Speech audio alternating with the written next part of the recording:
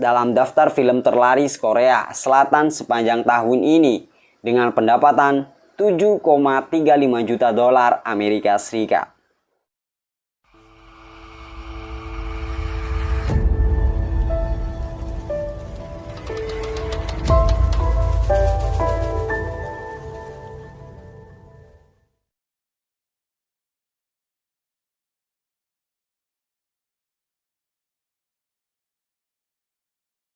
Assalamualaikum warahmatullahi wabarakatuh. Selamat malam teman-teman. Apa kabar kalian semua? Semoga tetap dalam keadaan sehat walafiat ya. Dan tentunya dalam lindungan Allah Subhanahu wa Ta'ala. Di kesempatan pada malam hari ini aku akan membacakan review film The Medium yang dirilis pada tahun 2021. Tentu saja film ini bergenre horor. Nah, buat teman-teman pecinta film horor, film ini sangat aku rekomendasikan buat teman-teman. Dan buat teman-teman yang tidak berani menonton film horor atau tidak, ya intinya kalian takut, jangankan lihat setan, lihat film horor aja takut. Jangankan lihat film horor, dengar suara-suara yang mengerikan pun teman-teman takut. Ya, aku tidak saranin film ini untuk teman-teman tonton. Film ini mengandung spoiler, jadi buat teman-teman yang ingin tetap menonton film ini karena tidak keberatan dengan spoilernya, ya silahkan. Buat teman-teman yang belum subscribe channel ini, silahkan subscribe channel ini. Dan buat teman-teman yang suka video seperti ini, silahkan like dan silahkan komen di bawah untuk ide-ide konten aku selanjutnya. Langsung saja kita ke videonya. Sebelum tengah malam, jangan tonton sendirian.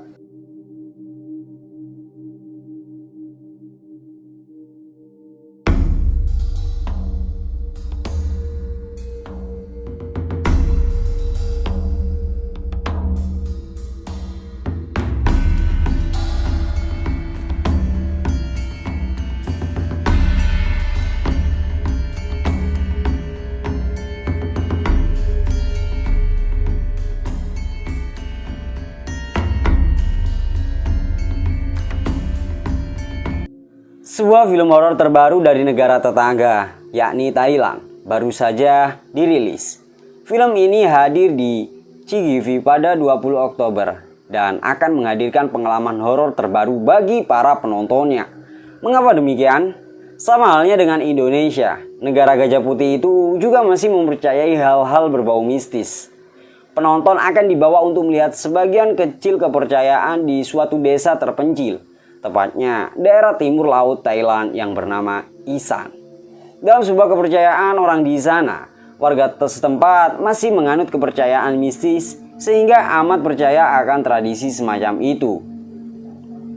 Kepercayaan terhadap roh selama berabad-abad membuat warga di desa Isan memiliki sejumlah tempat persembahan dan sembahyang di depan rumah ataupun di hutan.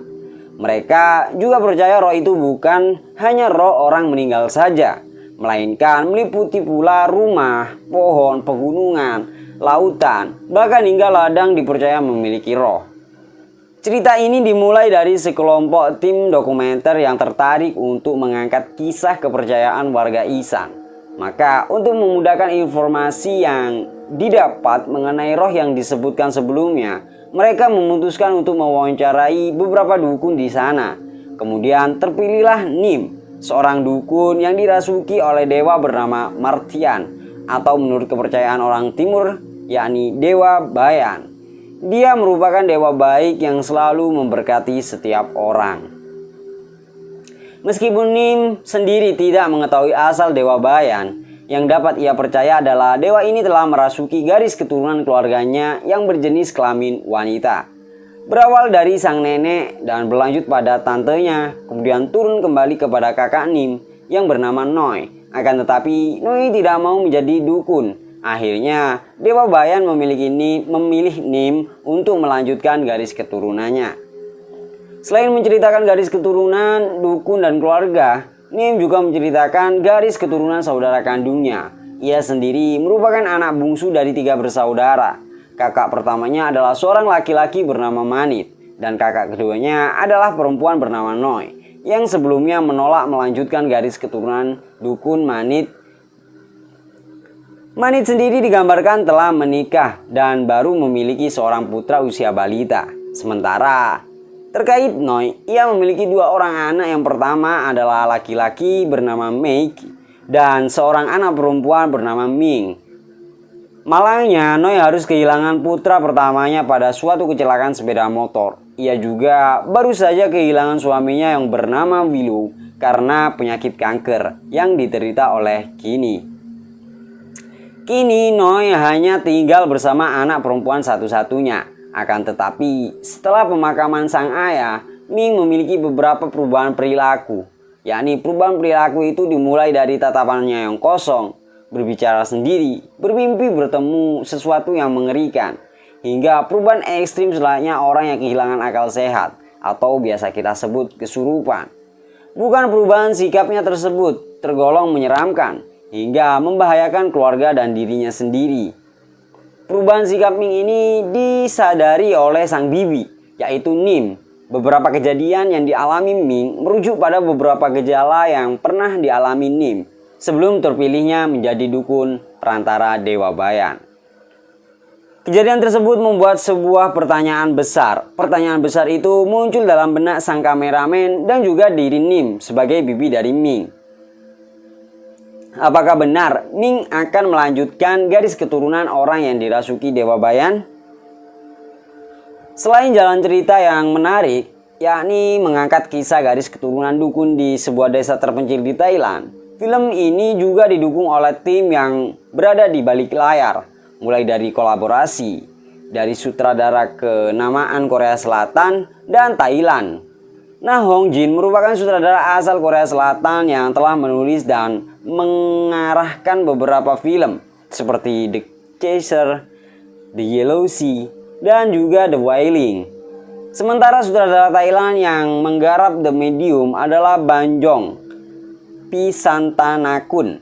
Ia mengawali karirnya sebagai sutradara film lewat Shutter yang dirilis pada tahun 2004. Bahkan dirilis versi Hollywoodnya juga pada tahun 2008. Selain itu, Banjong Pisantanakun juga membuat film-film laris seperti Hello Stranger dan P-Make. Dengan kolaborasi dari dua sutradara berpengalaman itu, tentu penonton dapat membayangkan bagaimana visualisasi film ini di layar lebar. Secara keseluruhan film ini mengusung gaya dokumenter dan juga terdapat beberapa wawancara yang dilakukan dalam film ini, layaknya film dokumenter pada umumnya. Teknik pengambilan gambarnya pun dibuat sedemikian rupa menyerupai ala-ala dokumenter. Konsep film ala dokumenter ini membawa kita pada informasi yang terbatas, sehingga kita tidak mengetahui apa yang akan terjadi saat kamera dimatikan. Hal tersebut akan menambah aspek misteri yang terdapat pada beberapa adegan yang tidak ditayangkan dalam film. Teknik pengambilan gambar lain yang digunakan dalam film ini adalah extreme long shoot, yang menampilkan area atau latar yang sangat luas dan memasukkan objek-objek lain di sekitar subjek utama. Lalu ada pula long shoot yang merupakan teknik pengambilan gambar pada seluruh tubuh subjek tanpa adanya bagian yang terpotong. Teknik ini akan memfokuskan pengambilan gambar pada subjek yang disorot dengan segala emosi, ekspresi, suasana, ataupun situasinya. Kemampuan akting dari para pemeran layak untuk diberi apresiasi. Selain konsep pengambilan gambar yang baik, film ini juga didukung oleh akting para aktor dan aktris yang juga layak diperhitungkan. Nim yang diperankan oleh Sawane Otoma telah membintangi drama Thailand seperti One Day, The Promise. Manit diperankan oleh Yasaka Chaeson. Aktingnya di film ini juga layak diperhitungkan karena pernah bermain di sejumlah film seperti Wandering dan The Cave. Noi diperankan oleh Shirani Yankitikan, sementara Ming diperankan oleh Naria Gulmong Kulpich. Seluruh tim dan pemain layak diperhitungkan keberadaannya. Pemain sanggup menghadirkan peran yang tak bisa. Apalagi Narilia sebagai Ming, ia akan berperan selayaknya orang yang benar-benar kehilangan akal. Dia mampu berakting layaknya kesurupan yang sesungguhnya. Semua pemeran juga dapat menyampaikan rasa takut, panik, dan paranoid kepada para penonton, sehingga mereka akan ikut terbawa ke suasana di dalamnya. Sebagai film horor, The Medium selayaknya film horor pada umumnya, yaitu menghadirkan sejumlah jump scare yang lumayan mengacu adrenalin para penonton. Jump scare itu berasal dari para pemain yang sangat menghadirkan kesan menyeramkan dari gerak-gerik bahkan tampilan yang mendukung akting mereka. Kelebihan-kelebihan dari film ini yang pantas menempatkan The Medium menjadi film terlaris ke-6 di tahun ini menurut data Dewan Film Korea.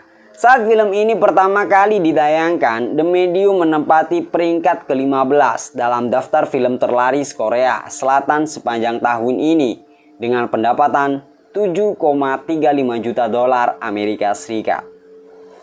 Dengan pundi-pundi sebanyak itu, The Medium menjadi film Thailand terlaris di Korea dengan menduduki posisi ke-6. Sementara untuk genre horor, film ini disebut sebagai yang terlaris sepanjang tahun ini.